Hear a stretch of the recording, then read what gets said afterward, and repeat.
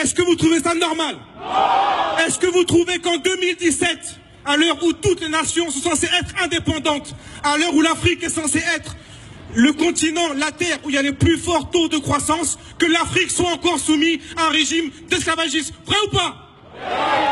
L'Afrique regorge de cerveaux. L'Afrique regorge de gens compétents qui peuvent eux-mêmes décider du sort de ce continent.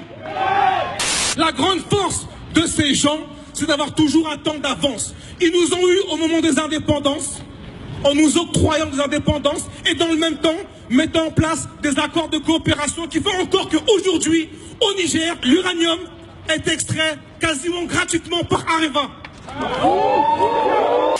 Chaque génération a une mission. Quelle est la nôtre? Parce que le franc CFA, c'est pas seulement l'argent. Le franc CFA impose un mode de gouvernance. L'existence du franc CFA a mis un enfant au monde qui s'appelle la corruption. Parce que vous ne pouvez pas dire à quelqu'un que vous êtes le problème et leur demander de vous financer. J'ai compris une chose sur le continent, c'est qu'il faut rééduquer nos sociétés. Il faut tout déconstruire. Et il faut prendre les enfants à partir de la maternelle et leur redonner la fierté d'être africains. L'Afrique est un continent ouvert. Nous acceptons tout le monde. Nous sommes avec tout le monde. Tout le monde vient, tout le monde se sert. Tout le monde prend et tout le monde s'en va. Il n'y a que les Africains qui ne sont pas conscients que leur continent est riche. Et il faut éclairer les populations, nous qui vivons ici, pour que le peuple comprenne que les présidents d'Afrique sont les employés des populations. Le jour qu'ils comprendront ça, je crois que les choses vont changer. Je vous remercie. Merci. C'est le sang des autres qui ont forgé notre lutte. Et la lutte pour la souveraineté monétaire est très importante. C'est une question de dignité. Ce n'est même pas une question de dignité. C'est comme un virus que l'on a inoculé dans le corps de notre ennemi. Et le virus est en train de faire son chemin.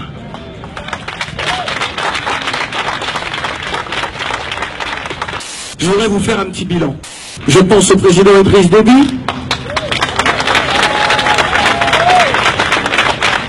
le président de la République du Burkina Faso, Roch Marc Kaboré.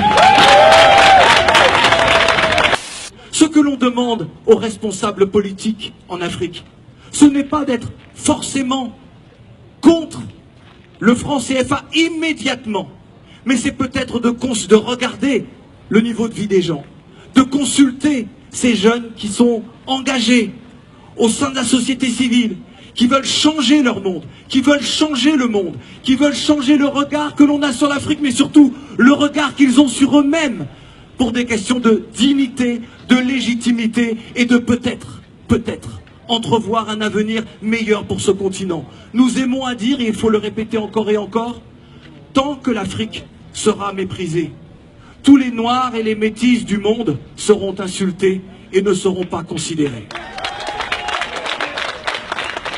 Et derrière cette feuille, beaucoup de choses se cachent. Le papier qui vient de chez nous, qui est une dérivée du bois, qui nous dirige aujourd'hui. Donc moi j'ai dit que moi le message en fait que j'apporterai de l'Allemagne, c'est déjà un message de liberté. Et la liberté passera par quoi? Ça passera aussi par le papier. Mais un papier que nous allons maîtriser. De vos expériences, de votre quotidien, de ce que vous vivez chaque jour. Apportez cette expérience et la partager. On aime les Français, on aime les Chinois, on aime les Américains, on aime tout le monde. Mais avant, il faut qu'on s'aime nous-mêmes. D'accord? Il faut qu'on commence par s'aimer nous-mêmes. Boycottons ces produits. D'accord? Parce que même s'il n'y a pas d'alternative, l'alternative va se créer. La nature a horreur du vide. Il y en a marre de faire des générations de soumis, des générations de...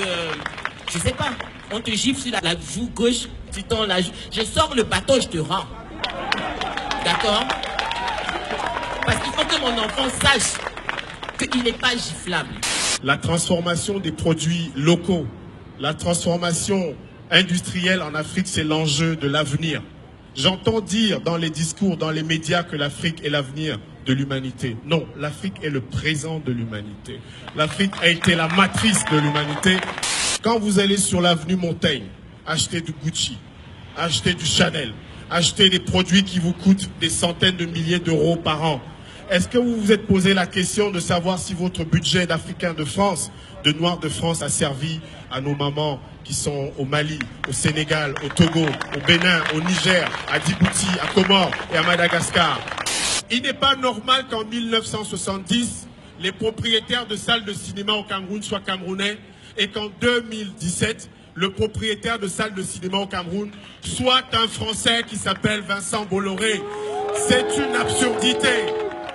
Ne vous laissez plus tromper, parce que le Ndop, le Kété, les velours du Kassai, c'est grâce à cela que Yves Saint Laurent, Christian Dior, Paco Rabanne sont devenus des gens importants dans l'histoire de la mode. Et que nous les Africains, à chaque fois qu'on nous parle en paternaliste. Souvenez-vous que Picasso, sans la découverte de la statuaire africaine, que serait l'art occidental? Rien du tout, ce serait du figuratif. On allait peindre des arbres, on allait faire de l'impressionnisme comme Gauguin ou Monet. Mais avec la découverte de la statuaire africaine, il y a eu le cubisme. Et ça a tout transformé dans l'art occidental. Et c'est attribué à qui? À Picasso, un Espagnol et Français. Et non à nos frères Tchokwe, nos ancêtres Tchokwe, Pounou, Fan, ceux qui étaient de l'empire du Monomotapa, du royaume Congo.